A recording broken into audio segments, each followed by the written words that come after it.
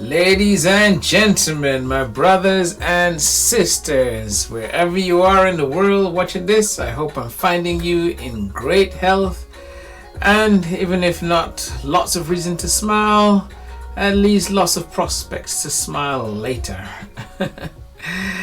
Anyways, welcome to my channel. For those of you who are new, I'm very happy to welcome you, and I hope you like my particular brand of content. I sort of have a place where you can switch off and just take it easy and forget about the ills of the world for a bit, and lay your anxieties on my shoulder, at least on my table. And for those of you who are coming back again, thank you so much for joining me for another episode. You honor me with your time and your presence, and please do continue. And if you haven't, like and subscribe. I know you enjoy it so much, and then one goes into the other and you think, yeah, I forgot to like. So if you do that right now, then we're all covered, and you can click on the bell. It's probably on this side actually. And be notified. So another slightly different look, but don't worry, I'm not trying to bring back the days of the breakdance movies. Yeah, all of you of a certain age will know that. Make sure you teach your kids that stuff if they don't know. Probably some of you, your grandkids. Now I had ordered a set of headbands online, as you do, and you just estimate the size of them, but it turns out they were all too small and too tight. So, and bandana is the next thing until I actually measure them out and make sure I don't have something that's too tight. So yes, I'm wearing it just because it's all sweaty. I've just done a workout, and I thought that I would say a few things about trying to keep in shape, after you've passed a certain age, if you're anywhere around your 40s, or those of you who are working at home and work with computers, so you find yourself sitting at the terminal for most of the day. You need to find some way to motivate yourself and just find some things to do that you're comfortable with, that you can do long term. Now, back in the day, when we were all traveling, I say back in the day, don't worry, it's coming back. A lot of us tended to work out just for the holidays, which for me, I found was a good motivator. I mean, otherwise, why bother? But you're going to be somewhere, you're thinking you're going to have your clothes off for a bit. You tend to try and put a little extra effort in your physical activity. But now the opposite is true, so we have to try and just keep our health going, because I'm sure you know by now that sitting still for long periods of time, not doing anything, even if you're not gaining weight, it's stopping your insides from processing as they normally would. So you could easily find yourself not getting bigger, but getting more clogged up inside. So I'll start with what I do, which right now I do a lot of these high intensity training. Now, let me not say it like I suddenly got off one day and started doing this hard. And I said a lot of, what I meant was regularly, not quite a lot. So the one I'm doing now is from Beachbody T25. A little later on, if they offer me money, I might put their logo somewhere. But if you have done anything with Beachbody people, they have like nice programs that take you through 60 days, 2 months. So and if you really want change fast, you can use their stuff, and it's always combined with some eating nutrition, so that really burns off your fat and things like that. Now, I'm not really working towards a holiday or something, so I'm trying to find something I can do long term on a regular basis. I don't really have any intensive hobbies, so like badminton was something I was going to take up. But if you can find something that you enjoy doing and are able to do like at least 3 times a week, that give you a good sweat, then that does you fine. If not, you might want to look into these kinds of high intensity trainings. I think the acronym is HIIT, so it's high intensity interval training. So in the last few years I've realized, instead of doing like a full-on marathon type workout, you go high, you go low, you go high, so your body is constantly trying to catch itself, and I think you maximize your gains. And there is a guy on YouTube called Funk Roberts, so I'll add his link in the description. And he does a lot of stuff for men of a certain age. So he has like high intensity training for men over 40. So check it out, because a lot of it is just minimizing impact. So if you find you do a lot of jogging as you get older, I'm sure pure athletes will tell you, even the highest ones, their ankles start to wear, their knees start to wear. And I don't have it here. I might insert a picture, but I have an issue with my ligaments, where that's the bit between your knee and the, I don't know, the capella or something, but there's a kind of film of cushion there, so it allows your knee to, you know, rub in a lubricated way, so you don't feel that grinding when you're extending your knee and stuff. But a few years ago, it found out that mine was basically the cold had dried it up, so I have to take something called glucosamine to sort of balance it. And I'm sure the naturalists out there would say, oh, you just need to eat as much oily fish as you can, but there's only so much fish you can eat, man. You know, after a while, I'm sorry, but you need a little something extra. So if you're in the West, glucosamine does it for you, and your doctor, oh, I'm no doctor or medical expert, so make sure you speak to your pharmacist or medical practitioner before trying out any of these things. But chances are, if you've got sort of, you know, not requiring operation pains in your joints, they probably will recommend something like glucosamine and related things, and probably recommend you take something like 7C's fish liver oil. And obviously you can try with all the natural stuff, you know, more fish oils the better, and then you might find that that does it for you. There is Chinese medicine as well. I'm not going to knock any of those because I've tried that before.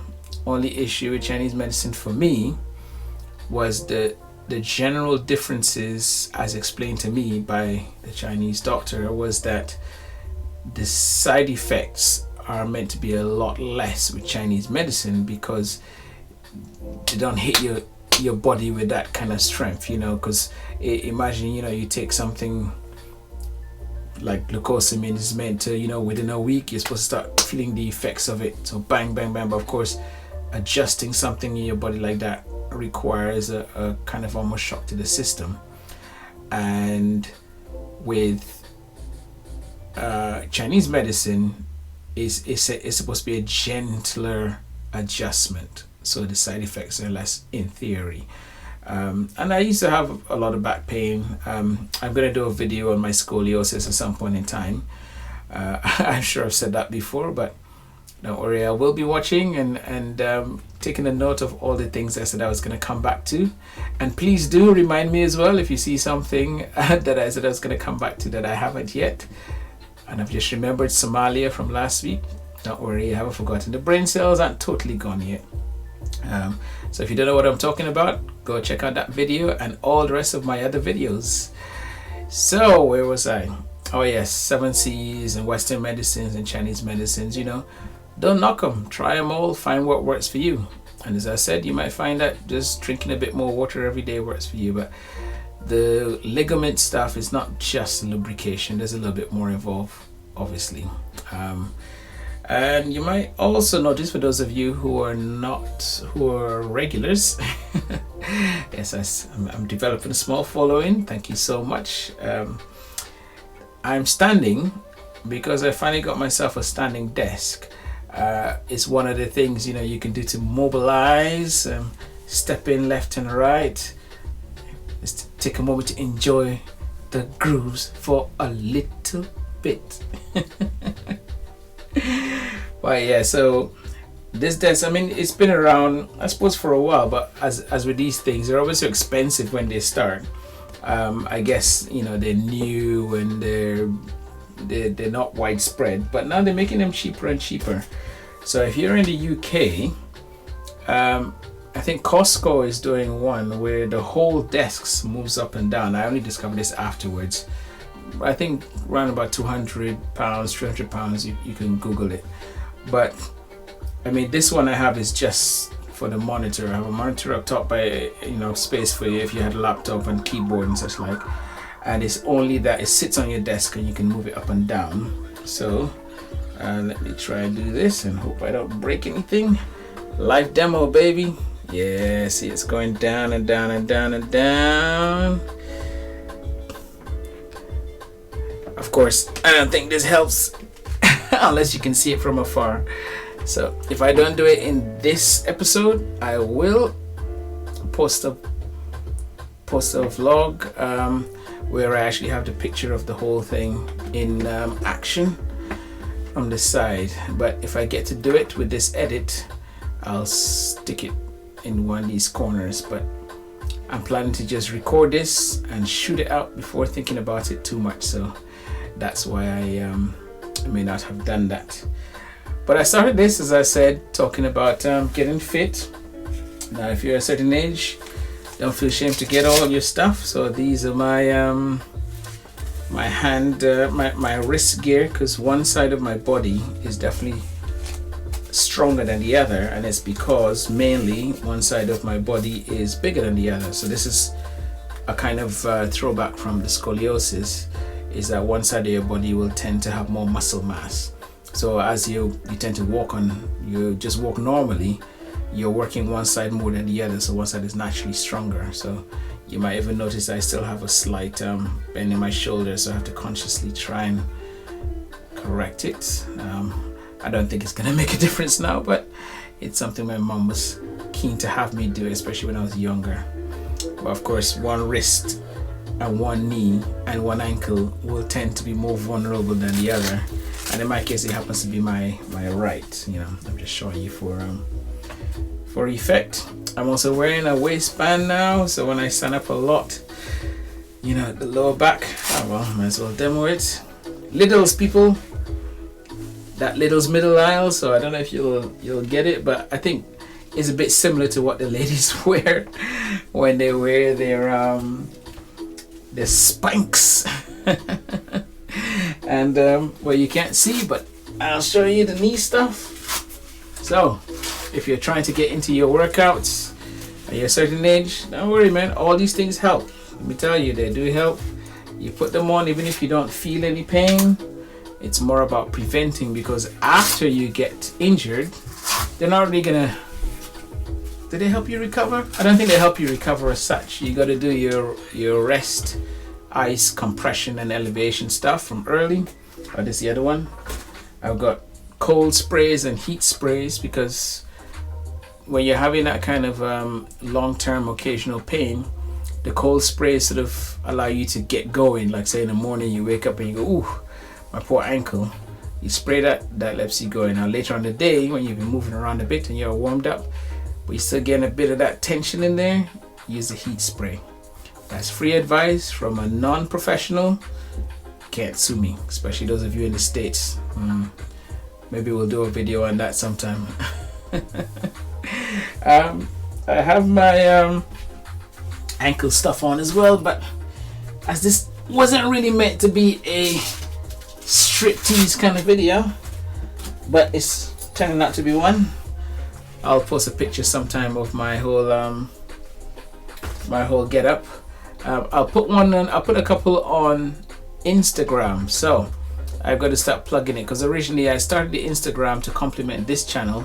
So if people wanted to get in contact with me, as I say, on the DM, you can use the Instagram channel. But I think that I'll also be posting, like when I talk about things like this and I haven't inserted the pics, then I'll put them on Instagram to begin with. And very soon, hopefully, I'll learn to post them in here. I've watched some Canva tutorials, so I shall put those into practice soon.